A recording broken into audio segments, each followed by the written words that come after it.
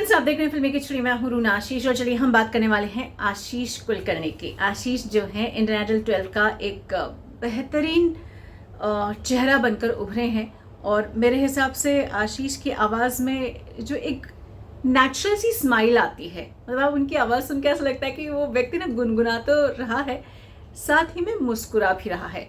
तो एक हैप्पीनेस वाली फीलिंग आती है जब भी आशीष की आवाज़ मैं सुनती हूँ। मेरे फेवरेट में से एक रहे हैं, मतलब मैं नंबरिंग तो नहीं कर पाती बट इतना बोल सकती हूँ कि आशीष जब गए थे तो आई थिंक मुझे बुरा लगा था। अरे यार, ये क्यों इस नंबर से चला गया, इसको तो और ऊपर आना चाहिए था और आगे तक बढ़ना चाहिए था।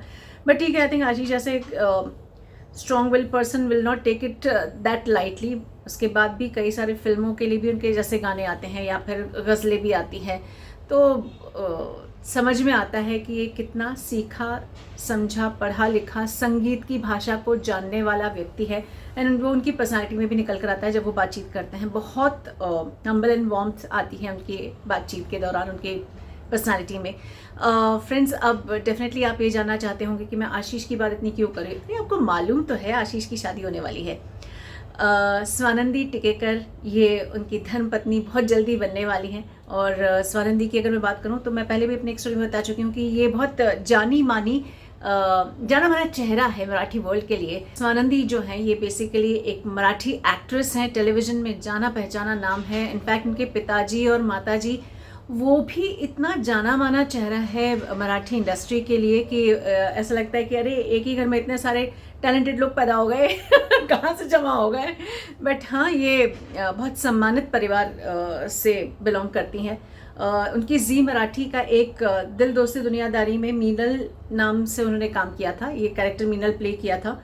और दिल दोस्ती दोबारा में मुक्ता के रूप से लोगों के सामने आई थी और दोनों ही बार लोगों का ऐसा खूब दिल जीता है, खूब उनको पसंद किया गया है, खूब उन्होंने वाहवाही बटोरी है। अगर मैं बात करती हूँ तो ये करियर वाइज अगर मैं कहूँ तो ये लॉ की डिग्री ये ले चुकी हैं। बट मैडम जो हैं ये 2002 से काम में लगी हुई हैं, यानी कि बाल कलाकार में भी उन्होंने बाल कलाकार के रूप में भी काम किया था। और फिर उसके बाद बहुत सारे जगह पर अपनी छाप छोड़ी है। तो इन दोनों की जो शादी है ये होने वाली है। सर्टनली हमने देखा था कि कैसे जुलाई के एंड तक आते आते एक साखरपुड़ा जिसे कहा जाता है, सगाई कहा जाता है, एंगेजमेंट कहा जाता है, मराठी में साखरपुड़ा कहा जाता है।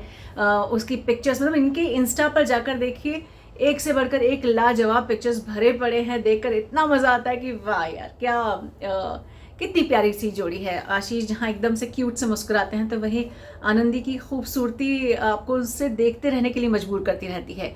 तो इन दोनों की शादी मैंने पहले भी कहा था कि दिसंबर की सेकेंड हाफ में हो सकती है। तो मेरे पास जो कंफर्मेशन आई है 25 तारीख को होने वाली है, 25 दिसंबर को, यानी कि पूरी दुनिया जहाँ पर पटाखे फोड़ रही होगी सेंटा भगवान के लिए वहीं पर पुणे में पटाखे फूट रहे होंगे स्वानंदी और आशीष के लिए। फ्रेंड्स, पुणे में शादी होने वाली है, सारी रस्में भी पुणे में ही होने वाली हैं जहाँ तक मुझे मालूम पड़ रहा है। तो चलिए भाई, आशीष स्वानंदी बहुत लंबी ज़िंदगी जिए, बहुत स्वस्थ रूप से अपनी ज़िंदगी जिए, साथ में हाथ डालकर जिए और बहुत सुंदर गृहस्थी सजाएं। बस मैं ये आशीर्वाद दे सकती हूँ आप लोगों को। बाकी आप लोग क्या आशीर्वाद देना चाहते हैं आपके आशीष और स्वानंदी को, आप ज़रा यहीं लिख कर बता दीजिए। जय हिंद।